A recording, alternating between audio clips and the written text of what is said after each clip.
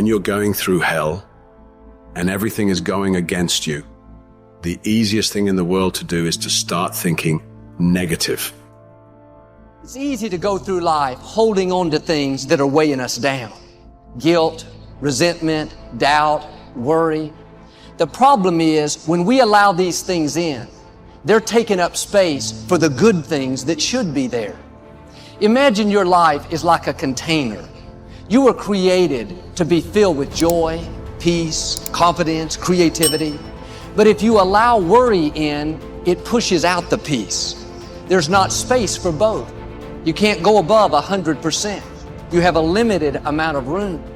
If you allow guilt to take up space, that's space that you don't have for the confidence you need. Most people will let their present physical results control their way of thinking. They're emotionally involved in it.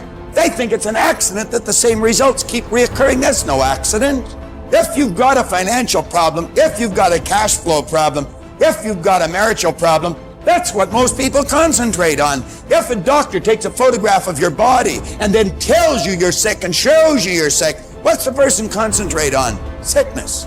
What's the photograph prove? The photograph proves that the person has been concentrating on something wrong to move their body into that vibration. What should they do? They should ask for help. Where does it come from? There's only one source, and they see perfect health, or they see prosperity.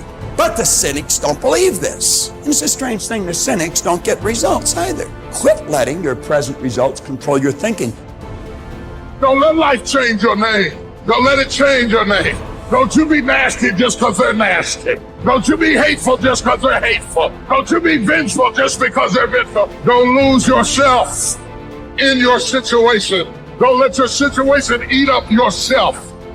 You got to get grounded. You got to train your mind to serve you. Meditation is one of the ways in which you can do that. Reading is one of the ways that you can do that. Listening to music is one of the ways that you can do that. Exercise is one of the ways in which you can do that. Things that you can do to still your mind, to clear your thoughts so you can think.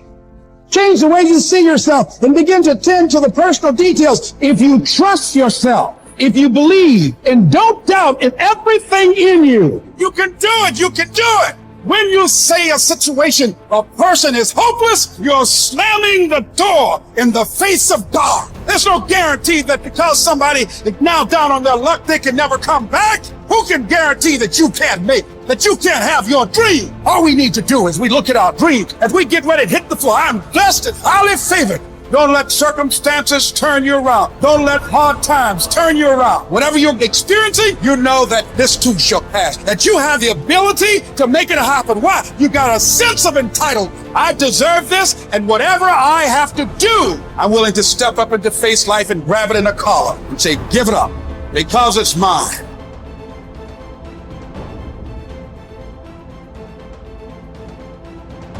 People think there is something called as negative thought and positive thought.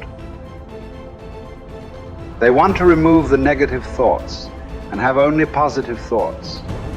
For such people, I would ask them to just experiment for 10, 15 seconds. Let them forcefully remove one thought from their mind. For example, next 10 seconds, just don't think of a monkey. Try not to think of a monkey. For next 10 seconds, you will see you will be full of monkeys. So what I am saying is, this is the nature of your mind, because in this mind, all the three pedals are throttle. There is no brake, there is no clutch. Whatever you touch, it will only go faster. In this kind of mind, people have been taught from moral teachers and religious teachers, do not think about bad things. Well, since then, it's been a full-time job. So there is no way you can handle the mind like this. This doesn't need any great enlightenment. If you spend 2 minutes with your eyes closed, you will realize you cannot do anything forcefully with this mind.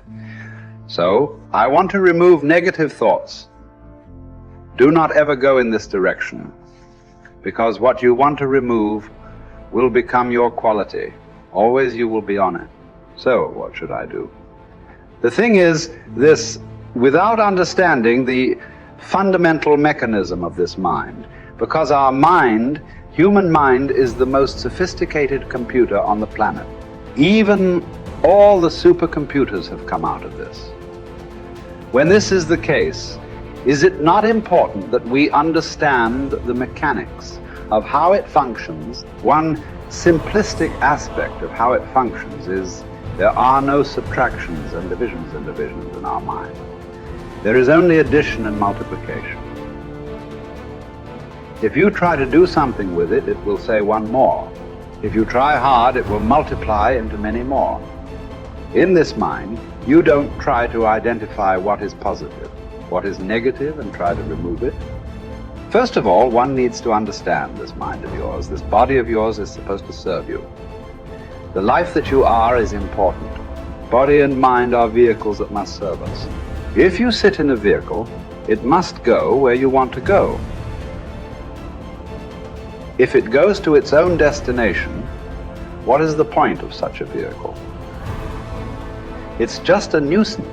Right now, most human beings are unfortunately experiencing this fantastic possibility of human mind as a nuisance, as a troublesome thing.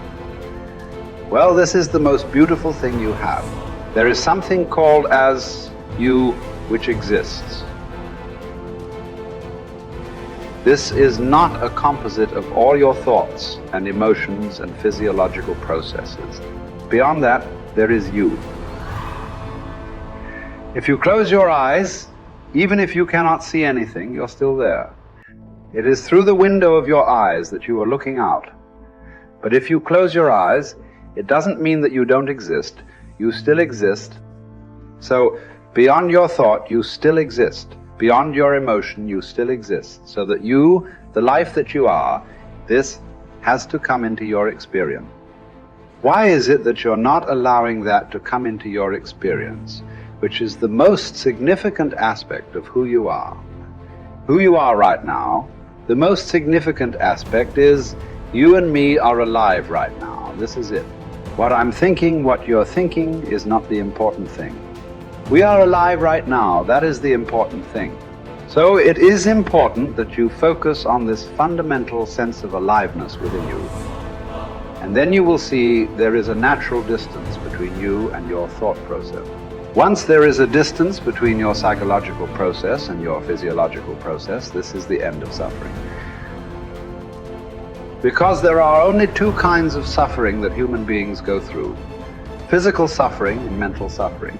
Once you create a little space between you and your mind, between you and your body, this is the end of suffering. This is something every human being has to experience and know, otherwise thinking, I will just remove negative thoughts and I will have positive thought. All the best, it's not going to work. 100% it's not going to work, because nobody can remove it. They can avoid it for some time. So when negative thoughts come, you say whatever you want, but this is just avoiding, it's not gone. The moment you stop that, it will pop back with great force. Otherwise, it will come back in your dreams. So it's very important, first of all, you need to understand your anger, your resentment, your fear, your anxieties, the negativity that you generate. Generally resentment, anger, it is always directed towards somebody. But we need to understand this is poisons that we are drinking and expecting somebody else to die. Fortunately, life doesn't work like that.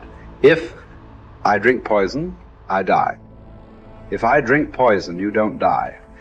So we need to understand this.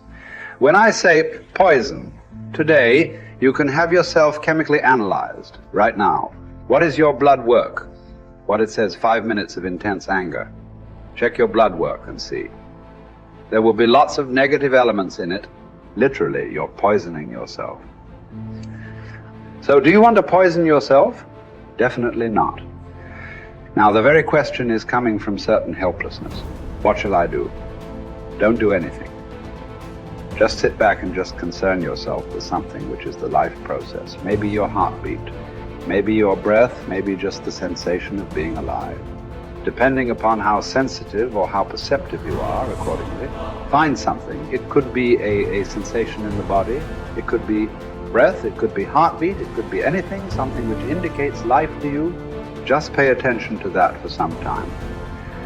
Slowly, you will see there is a distinction between what is you and what you have gathered, which includes both your physiological and psychological possibility or mess, whatever you've made out of it. You're not bright enough. You waited too late. You should have started younger. Those are the kind of voices that we all live with. For me, our ministry was growing. We lived in a nicest house we'd ever had. Driving a nice car, living from paycheck to paycheck, making it. Every night, I lay down at night, I hear the voices. Those voices are the kind of voices that stop you from buying into your own life. Stop you from enjoying the good times and believing that they will last.